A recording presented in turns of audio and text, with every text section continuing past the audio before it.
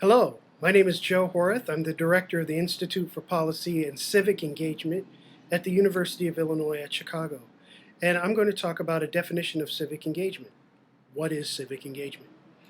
Before I get started, I wanted to say that my comments today are in the most basic form. They're available on my institute's website at www.ipce.uic.edu.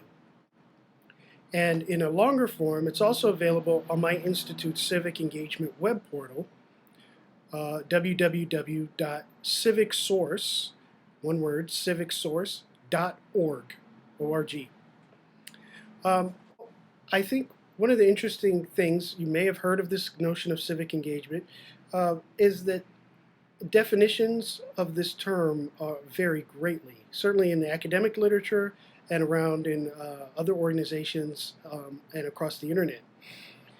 I think, though, it's really important to avoid kind of a narrow debate and sort of splitting hairs about the meaning, and rather to have a definition of civic engagement that provides a foundation on which actors within our democracy can use to build a more specific definition that is more meaningful and useful to them. So for my institute, we use a very broad definition that, as I mentioned, has some specific elements to it that guide our activities. I frame it as a means to an end. Specifically, civic engagement is any activity that contributes to a more effective democracy. Very straightforward. What's crucial, though, is what we mean by a more effective democracy, right? So we have three pillars of this more effective democracy that really are central to our notion of civic engagement. One, a democracy in which individuals have a basic understanding about how government works and have access to information about important policy issues that affect their lives. So we have fully informed citizens. Civic engagement helps contribute to creating a democracy with fully informed citizens. So do we have people seeking out ways to learn more about policy issues? Do they have resources, educational resources, where they might learn, available to them that might help them learn more about policy issues?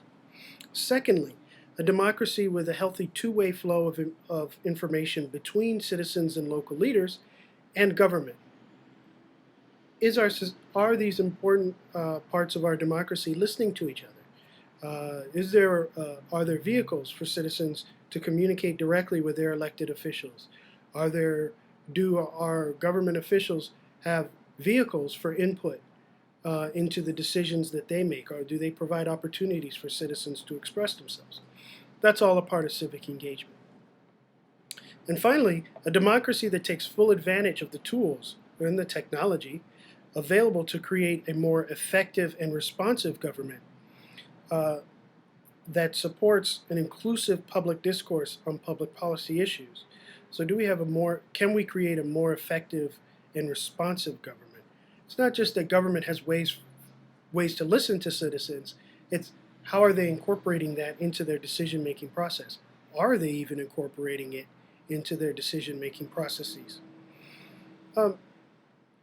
Civic engagement can also take on different meanings depending on who is conducting, who is the one being engaged, who's conducting the activity.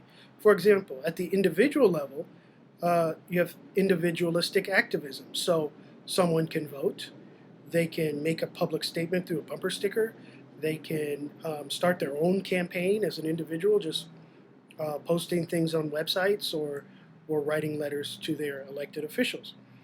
At the group level, individuals can gather together and take collective actions, such as public demonstrations or discussions or participating in political meetings.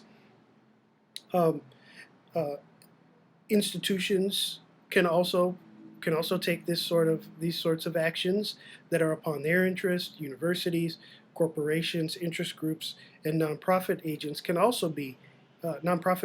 organizations can also be agents of civic engagement by taking public positions on different policy issues, or by lobbying, or both, lobbying on behalf of the interests of their constituents, or by providing support to those to existing advocacy efforts.